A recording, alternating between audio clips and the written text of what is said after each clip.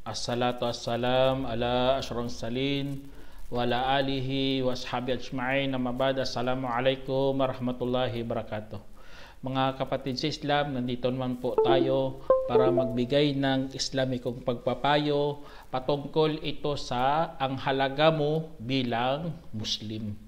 Opo mga kapatid sa Islam, ang Allah subhanahu wa ta'ala, binigyan na po tayo ng halaga. Mula pa lang sa panimula, ang Allah subhanahu wa ta'ala ay pinahalagahan na po ang mga tao. Katulad ng sinabi ng Allah subhanahu wa ta'ala, walaqad karramna bani Israil, laqad karramna bani Adam.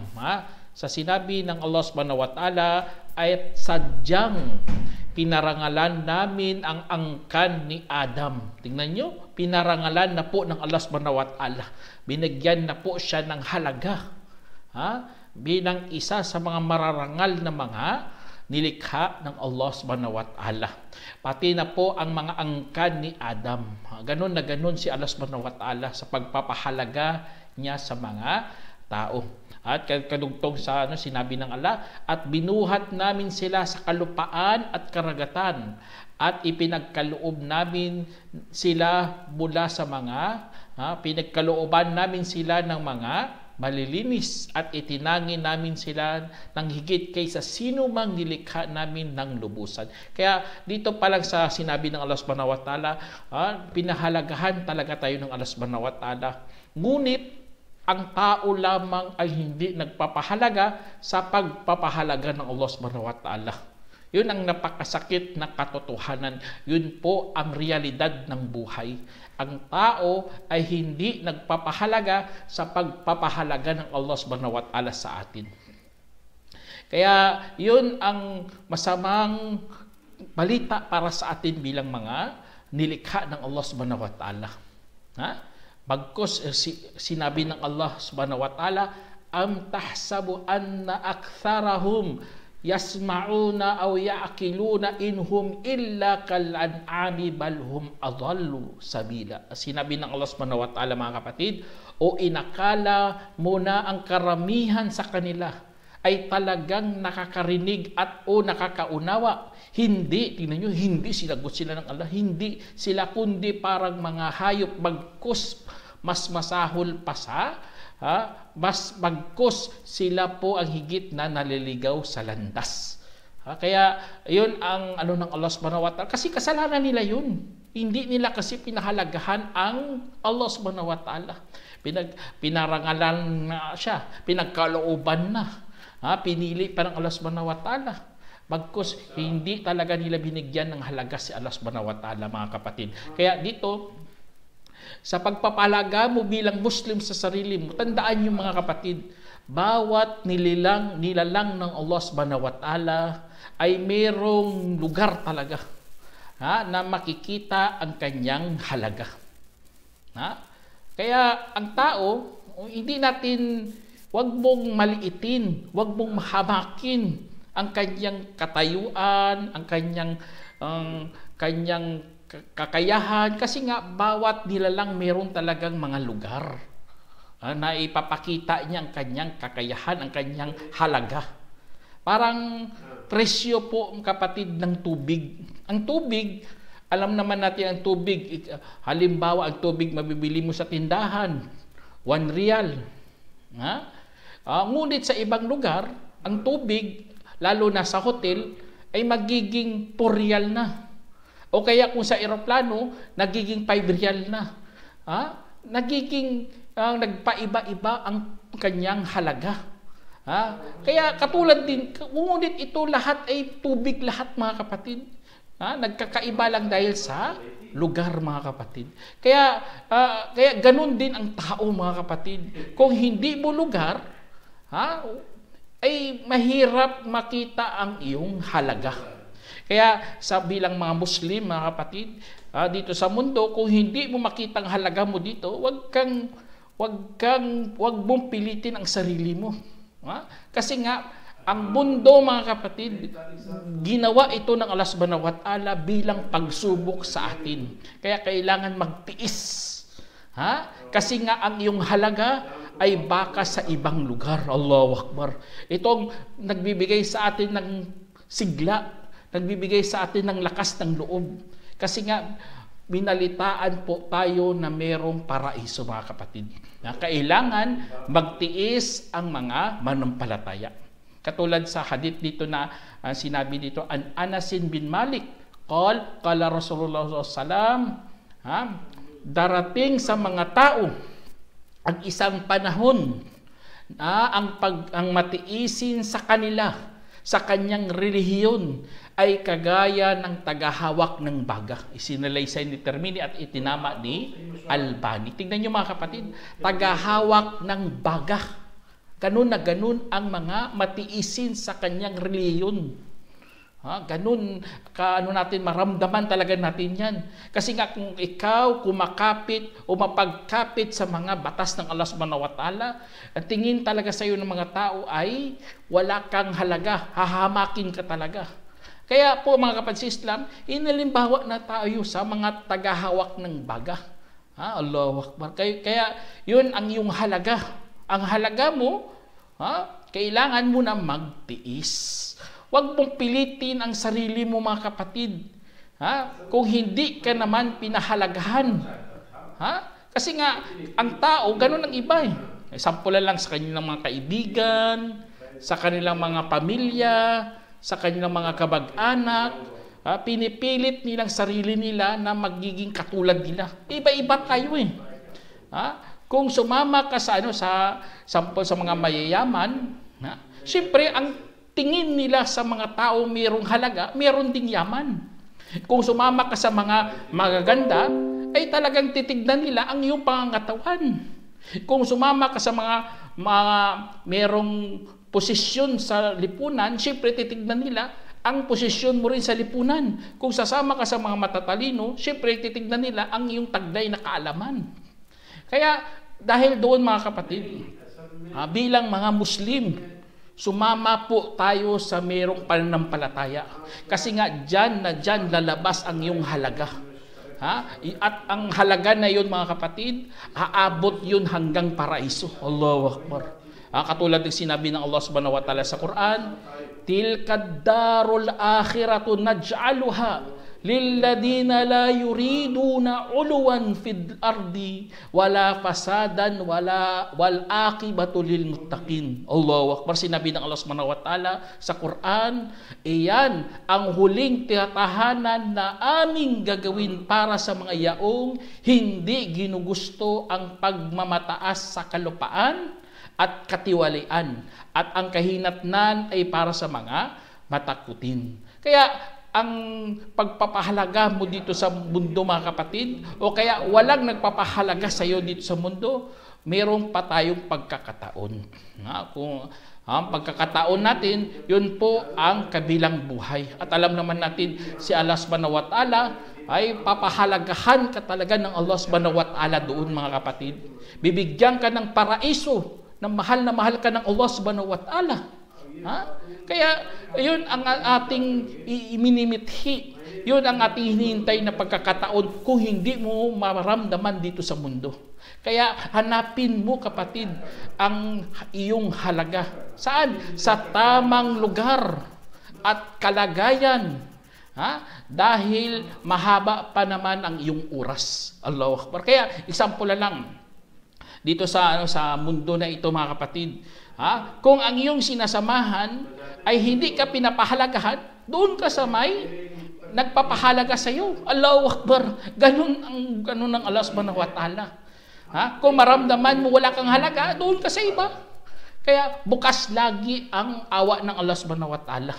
Kaya ini-encourage talaga tayo ng Allah na sumama sa mga mananampalataya. Kasi ang mga mananampalataya, yun po ang nagpapahalaga sa iyong paniniwala. Allahu Akbar. Kaya ang paniniwala mo bilang Muslim, yun, bibigyan ka talaga ng halaga ng Allah subhanahu wa ta'ala dyan. Mahal na mahal natin ang Allah. Kung mahal mo si Allah, sumama ka po sa kapwa mo mananampalataya. Kaya lalo na ang Allah nga nagsasabi nga huwag mong samahan ang mga palalong hambog. Kasi mga palalong hambog mga kapatid, iba ang kanilang pinahalagahan. Ang kanilang pinapahalagan, ang kanilang yaman. Ang kanilang pinapahalagan, ang kanilang mga mukha. Ang kanilang mga pangalan. A'udzubillah. Kaya dito lang yan, makamundong buhay lang yan. Paano na lang sa kabilang buhay? Kung nalimutan nila, ay mahawaan ka rin sa kanilang pagkalimot. Kaya sabi ng Allah subhanahu wa ta'ala sa Quran, wala tusa'ir khaddaka linnasi wala tamshi fil ardi maraha inna Allah la yuhibbu kulla mukhtalin fakhur. Sinabi ng Allah subhanahu wa ta'ala, at wag mong ibabaling ang iyong pisngi sa mga tao. Tingnan niyo, huwag yung ibabaling yung mga pisngi sa mga tao at huwag maglalakad sa kalupaan ng may kagalakan. Katotohanan, hindi minamahal ng Allah ang lahat ng mga palalong hambog.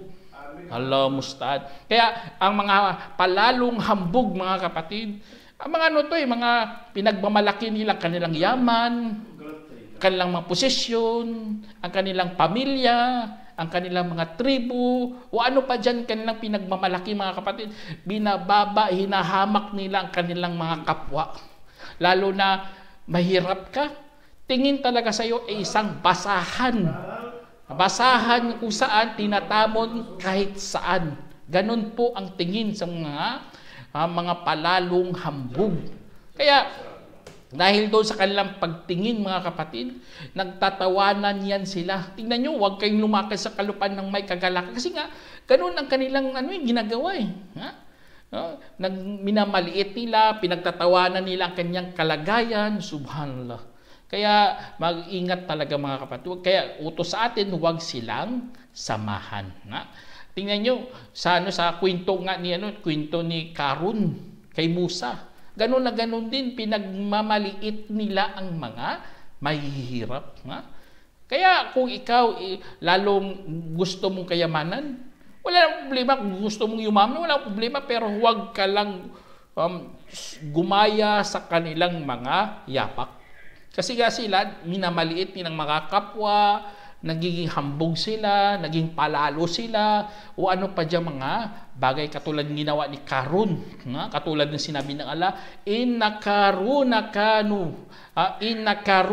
kana min qaumi Musa pabaga alayhim. Tingnan nyo, sabi ng Allah subhanahu wa ta'ala, at sa katunayan, si Karun ay dati mula sa pamayanan ni Musa at saka nagmalupit sa kanila. Tingnan, nagmalupit sa kanila. Kasi nga, mayaman eh. Tingnan nyo sa kwento dito na binubuhat ng mga malalakas ang kanyang susi ng kanyang pintuan. Kaya mag-ingat, mga kapatid. Kaya ang halaga ng isang tao, hindi lamang nasusukat, mga kapatid, sa kanyang material na bagay, kundi sa kanyang mga katangian o mga bagay na naging dahilan ng kanyang pagkakakilanlan. Kaya dyan sa na yun, sa kanyang pagkakakilanlan, identity niya, mga kapatid. Isang pula lang, magaling siya sa sasakyan. Yun, ang kanyang halaga. Doon mo dapat ilagay ang tao na yun. Kung example, magaling siya sa paggawa ng bahay, doon mo siya bigyan ng halaga sa paggawa niya o pagtrabaho niya doon sa paggawa ng bahay. Hindi naman pwede na lahat tayo magkakatulad. Kaya yun ang kasi ka iba-iba at hindi rin tayo pwede magiging isa ka lang dito sa mundo. O kaya titira ka lang doon sa isang isla na tapos ikaw lang doon mag-isa.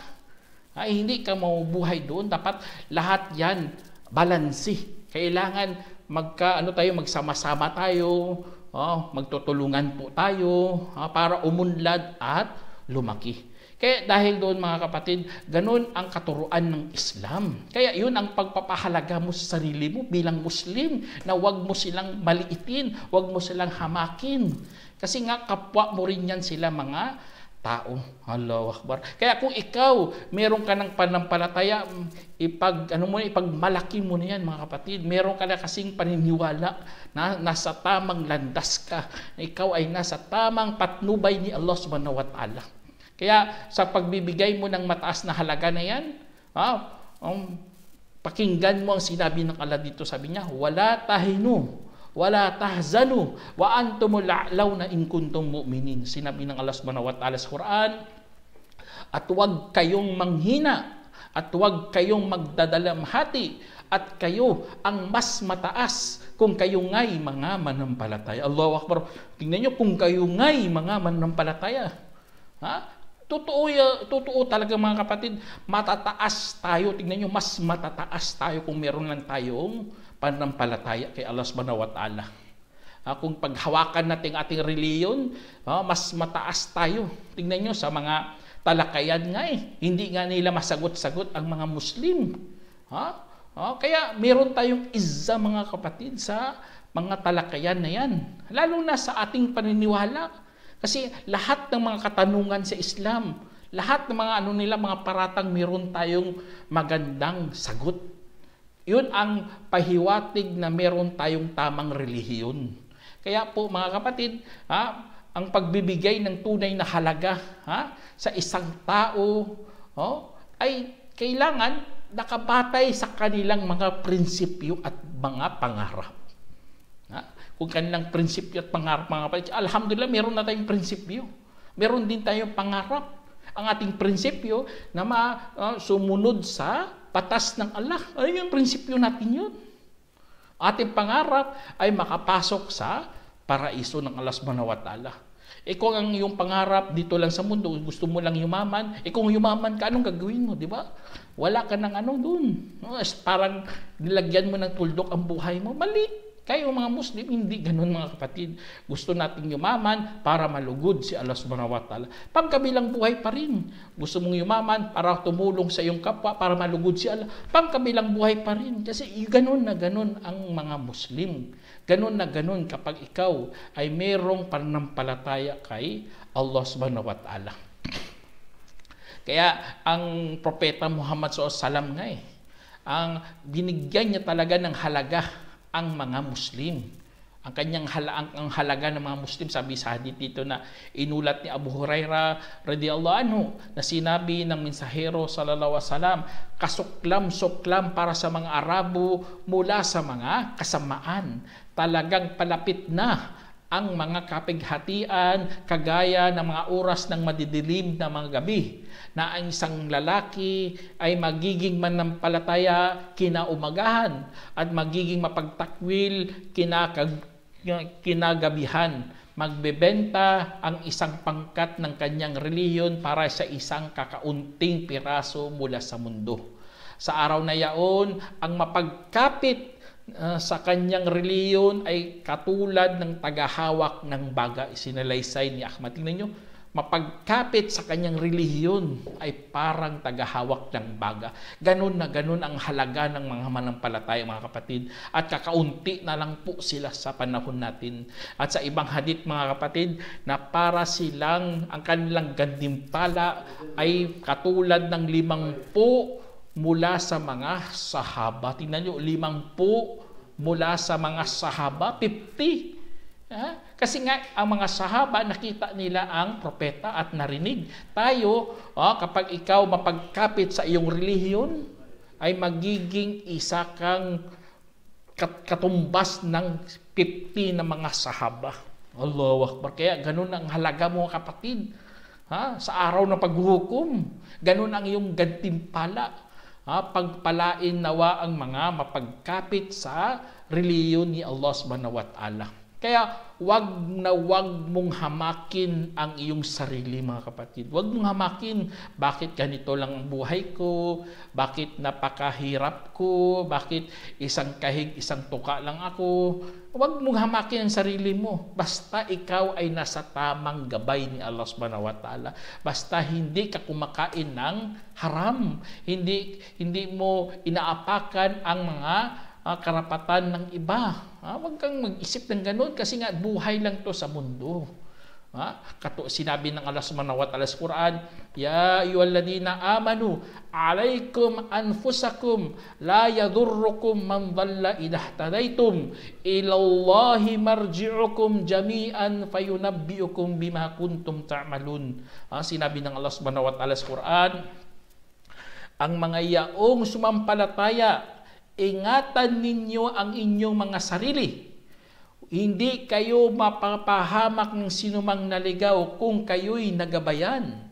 Kay Allah ang inyong babalikan ng magkakasama at saka babalitaan kayo sa dati ninyong mga ginagawa. Tingnan niyo mga kapatid, dito hindi kayo mapapahamak kapag kayo'y nasa gabay ni Allah subhanahu wa ta'ala. Yun ang pagpapahalaga ng Allah sa mga manampalataya. At tayo babalik tayo doon sa Allah subhanahu wa ta'ala. Kung anong mga ginawa mo, ibabalita lahat ng Allah subhanahu wa ta'ala. Kaya sana tanggapin ng Allah subhanahu wa ta'ala ang ating mga ginawa dito sa mundo. Kaya ang pagpapahalaga mo sa sarili mo kapatid, tandaan nyo, dito sa mundo, pagsubok lamang ng Allah subhanahu wa ta'ala. Meron siyang hinahandang gantimpala. Katulad ng sinabi ng Allah, wa'alamu annama amwalukum wa auladukum fitnah wa anna Allah indahu ajrun azim. Sinabi ng Allah, at alamin mo na ang tanging pagsubok lamang ang inyong mga kayamanan at inyong mga anak, at sa katiyakang nasa sa piling ni Allah ang matitinding gantimpala. Allahu Akbar. Kaya kung mag-isip-isipin mo yan mga kapatid, mararamdaman mo talaga na dito sa mundo lahat ng makikita natin, lahat ng matatanaw mo dito, lahat na makukuha mo, lahat na makakamit mo, pagsubok lamang yan ng Allah subhanahu wa ta'ala. Kung ikaw naging mayaman, pagsubok lang yan ng Allah subhanahu wa ta'ala. Kung ikaw nagiging mahirap, pagsubok lang yan ng Allah subhanahu wa ta'ala. Kapag ikaw merong nagmamahal sa iyo, pagsubok lang yan ng Allah subhanahu wa ta'ala. Kaya kung ganun ang pag-iisip mo kapatid, sa piling ni Allah meron kang matitinding gantimpala na nakalaan sa iyo. Yun po ang tunay na halaga ng isang manampalataya mga kapatid. Hindi dito makukuha sa mundo. Ang makukuha lang dito sa mundo, ang takot mo kay Allah. Yun ang bigyan mo ng halaga. Ang takot mo. O kaya makukuha mo ang pananampalataya. O kaya tumatahak ka sa tamang landas. Yun ang makukuha mo dito sa mundo. Yun ang pahalagahan mo. Hindi ang mga bagay kung saan mawawala sa iyong kamay. Kasi nga lahat po 'yan mga pagsubok. Kaya tingnan niyo mga tao, nakita ko nga sa Facebook, nalulungkot nga ako eh. Kasi nga ang babae na 'yon gusto magpaputi, nagpa-injection siya. Siyempre binibigyan niya talaga ng halaga ang kanyang kagandahan. Ngunit ang masamang palad, nagkamali hanggang nag-infection, lumubo ang kanyang, namamaga ang kanyang mga mukha, kanyang balat, subhanallah, nalungkot nga ako eh. Kaya tayo mga Muslim, bigyan mo na naman ng kontento ang sarili mo. Kung ganun ka lang, tanggapin mo yan kay Allah subhanahu wa ta'ala. Kasi nga dito sa mundo, maglalaho naman yan ng iyong kagandahan. Meron pang lugar na mas mahalaga. Doon ka mag-focus kapatid. Pahalagahan mo yun. Yun ang halaga mo bilang Muslim. Ang pahalagahan mo ang sa kabilang buhay. Kasi nga doon hindi lilipas, hindi kukupas, hindi lahat ng mga mawawala, hindi malilipol doon. Bagkus manatili ka doon at yun ang mas mainam kaysa mundong ito. Kaya mga kapatid, yun ang ating halaga bilang Muslim. Kaya pasalamat nga tayo, binigyan pa tayo ng aral na meron pa tayong pagkakataon. Kung saan hindi ka na malulungkot, hindi ka na magdadalamhati doon sa kabilang buhay. Kaya ang tunay na halaga ng isang Muslim, yun ang ating paniniwala. Kaya kung ikaw sumusunod sa batas, at lumalayo sa mga ipinagbabawal mga kapatid, yun po ang tamang sukatan. Hindi ang pera. Kasi kung pera ang pinag-uusapan natin, tingnan nyo ang mga tao binigyan ng halaga. Tulad nating sample sa mga OFW. Mga OFW nagtatagal sa Saudi, di ba? Kasi nga binigyan sila ng halaga dito eh. Nararamdaman nila ang trabaho nila, tapos mayroong pagsahod, natugma naman sa kanilang pangangailangan, kaya tumatagal sila doon kasi nga binigyan sila ng halaga ng kanilang mga amo. Ganun na ganun din mga kapatid. Kasi nga nahanap mo ang tamang lugar. Ha? Nahanap mo kasi ang kapayapaan ng sa isipan mo. Ha? Kasi nagano gusto mo kasi mabigyan ka ng halaga. Lalo na sa pamilya, sample lang, may asawa ka, pinapahalagahan ka naman. Di ba? Ngayon isa sa mga malaking faktor talaga 'yan, mga kapatid. Mananatili ang isang tao sa isang lugar na 'yon. Kaya pasalamat ka, kapatid, kapag ikaw, kasi nga mapalad kang tao. Kung hindi mo makita dito sa mundo, huwag kang malungkot din kasi nga mayroon pang kabilang buhay. Ang lahat ng mga prinsipyo na tinuturo ng Islam, lahat ng mga pangarap na pinapangarap mo, mga kapatid, kung hindi mo makuha sa komunidad na ito, o kaya kung ikaw hindi makakatulong dito sa mundo, huwag kang mag-alala. Kasi nga Allah subhanahu wa ta'ala, siya po ang magbibigay sa atin lahat-lahat ng iyon. Kaya bilang karagdagan sa ating mga kapatid, bilang karagdagan sa ating paksang ito, ang ating ginagawa pang araw-araw, mga kapatid, sa totoo lang mga simpleng aksyon lang 'yan. Ngunit ang epekto napakalalim. Kasi nga, example lang, meron kang mabuting kaibigan, pinapahalagahan mo siya, at siya pinapahalagahan ka rin ng iyong kaibigan, magiging masaya kayo. Allahu Akbar. Yun ang tinatawag nating malalim na epekto, malaking bunga talaga kahit sa simpleng bagay lamang, mga kapatid. Lalo na kay Allah subhanahu wa ta'ala, gumagawa ka ng pagdarasal 5 beses ang araw, nagpapasting ka, naging mabait ka sa kapwa para kay Allah. Napakasimpleng mga gawain pang araw-araw, ngunit malalim ang epekto nito, mga kapatid, na si Allah subhanahu wa ta'ala malugod sa iyo. Allahu Akbar. Tingnan nyo, maraming mga tao gusto nila malugod si Allah, pero maling pamamaraanan naman. Tayo, alhamdulillah, kahit simpleng bagay lang, simpleng action lang, napalugod mo si Allah subhanahu wa ta'ala, malaking bagay na yun, malaking achievement na yan sa buhay mo, malaking na yan, gantimpala na yan, mga kapatid. Kasi nga nagkaroon ka ng pagkakataon na manalo dito sa mundo at sa kabilang buhay. Allahu Akbar. Kaya mga ito, mga kapatid, sabi ko sa inyo kanina pa, hindi isugatan ang pera, hindi isugatan ang malaking nagawa mo dito sa mundo kung wala ka naman sa Islam.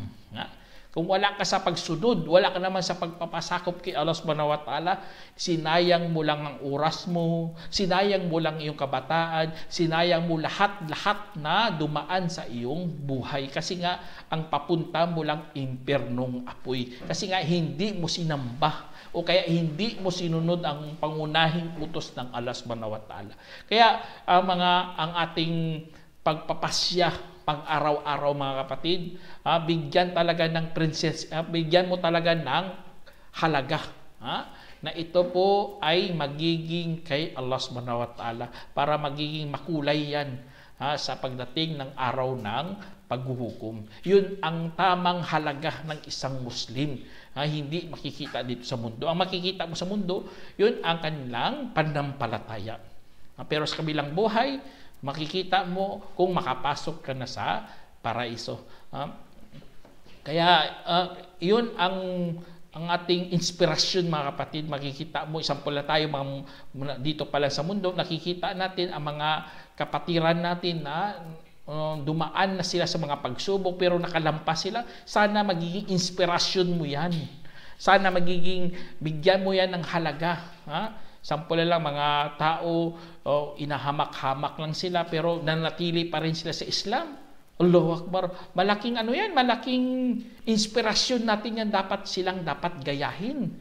Lalo na sa mga video na umiiyak sila sa pag-Muslim nila, hanggang ngayon kumakapit pa sila. Alam naman natin, mga karamihan gumagawa pa rin ng mga kasalanan. Pero sila, kahit gumagawa sila ng kasalanan, pero pa rin sila, kapit pa rin sila sa Islam. At sinasabi talaga nila na kami ay mga Muslim. Yun ang napakahalaga lang . Kasi kapag nabanggit mo na yan, kami mga Muslim, kahit masama ka pang tao na yan, pero sinasabi mo yan, malaking dawa na yan, kapatid. Malaking pagbibigay na yan ng inspirasyon sa iba. Kaya yun ang iyong halaga. Yun kasi lumalabas na ang iyong pananampalataya sa iyong dila. Lalo na kung pinapakita mo pa sa iyong gawa o kaya pinaparamdam mo pa sa iyong puso, pananampalataya yan ay ikaw ay nasa tamang landas. Sana meron kayong napulutang aral mga kapatid. Hanggang dito na lang. Assalamualaikum warahmatullahi wabarakatuh.